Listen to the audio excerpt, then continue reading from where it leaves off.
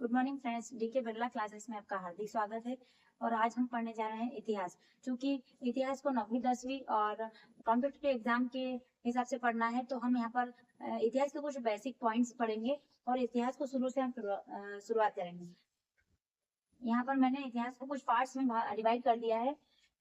क्योंकि ये पढ़ने में लेंथी है, इसलिए मैंने 3 पार्ट्स बना लिए हैं: प्राचीन भारत, मध्यकालीन भारत और नवपाषाण काल। अब हम यहाँ पर देखेंगे कि प्रागैतिहासिक काल और पाषाण काल दोनों एक ही है। अज्ञात काल से लेकर चले आ रहे हैं, क्योंकि इतिहास का हमें जानकारी नहीं है कब से चला आ रहा है, इसलिए अज्ञात काल से चला आ रहा है 1000 ईसा पूर्व तक। इसको हम देखेंगे। पहले हम देखेंगे कि इसको इतिहास को हमने 3 भागों में डिवाइड किया है। प्राचीन भारत, जो कि पूरा पाषाण काल के नाम से जाना जाता है, अज्ञात से लेकर के 712 ईस्वी तक इसे गिना जाता है। अब इसके अंतर्गत हम लोग कुछ मेन पॉइंट्स निकाले हैं, उन पॉइंट्स पे अध्ययन करेंगे।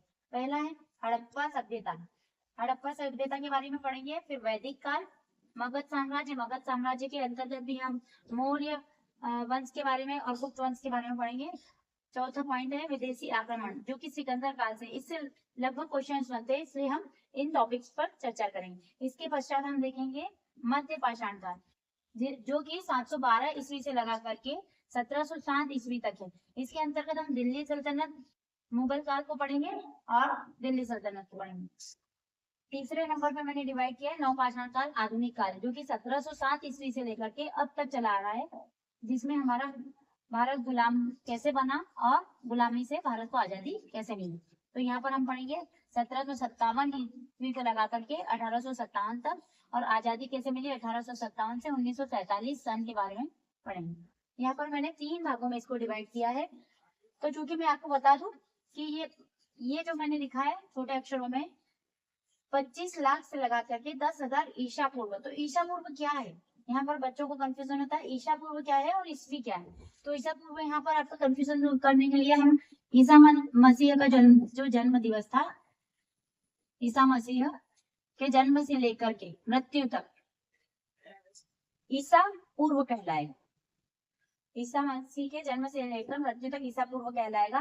इसमें चूंकि वर्ष जो है उसकी गिनती माइनस में होती है, जैसे यहाँ से हम देखें 700, 800, 900, इस तरह से चलेगा। इसको बोलते हैं before crust era, Isa Masih के जन्म के पूर्व।